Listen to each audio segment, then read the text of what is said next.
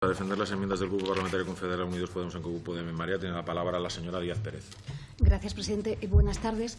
Bueno, efectivamente, el Grupo Confederal de Unidos Podemos en Común Podem en Marea trajo en sucesivas ocasiones este debate aquí y recientemente fue aprobada una iniciativa por todos los grupos, excepto por el Partido Popular, que trataba esta cuestión. En este sentido, lo que hace el Grupo Confederal es enmendar la iniciativa con tres propuestas, con una primera propuesta que incorpora sustancialmente las exigencias o las críticas que la propia Comisión Nacional formulaba recientemente al propio sistema de interrumpibilidad.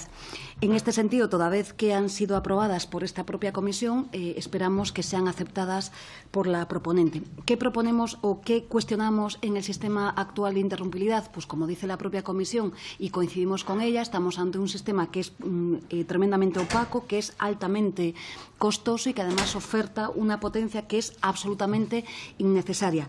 Ofertamos un 200% más que Italia y 7 veces más que Alemania. Para tener algunos datos presentes, Alemania dedica 39 millones de euros a esta cuestión, Francia 96 millones, Italia, que ya son muchos millones, 297 millones, y España 500 millones, sin saber muy bien para qué. En todo caso, es un sistema altamente costoso para las economías domésticas y existe, una discrepancia absoluta por parte de este grupo de la gestión que está practicando antes Soria y ahora el señor Nadal. En definitiva, ¿qué pedimos en nuestras enmiendas? Pues que se reduzca el volumen de potencia interrumpible, que además se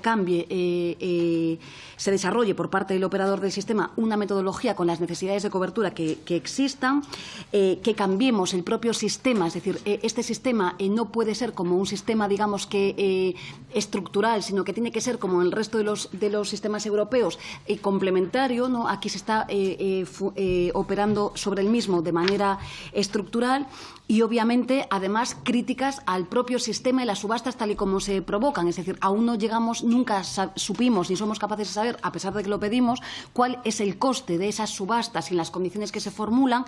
Hacemos una propuesta, como piden los actores, que es que la subasta sea por vía telemática y, obviamente, la razón de fondo y es que nos acomodemos al modelo europeo. Y esto es que no estemos realmente ante subvenciones, y voy a decirlo así, como está operando en el propio sistema actual, sino que nos acomodemos a la directiva de líneas de ayuda directa a la industria y, además, ahí lo hagamos a través de las fuentes de energía renovable, que esto es justamente lo que pedimos. Y también que a la mayor brevedad se publique la orden de la convocatoria de las ayudas para la compensación de los costes por costes adicionales derivados de la financiación por apoyo a la energía eléctrica, con cargo a la partida del presupuesto 471. Por tanto, en el sentido de que, como he dicho, ya ha sido aprobado por esta comisión, espero que sean aceptadas. Nada más y muchas gracias.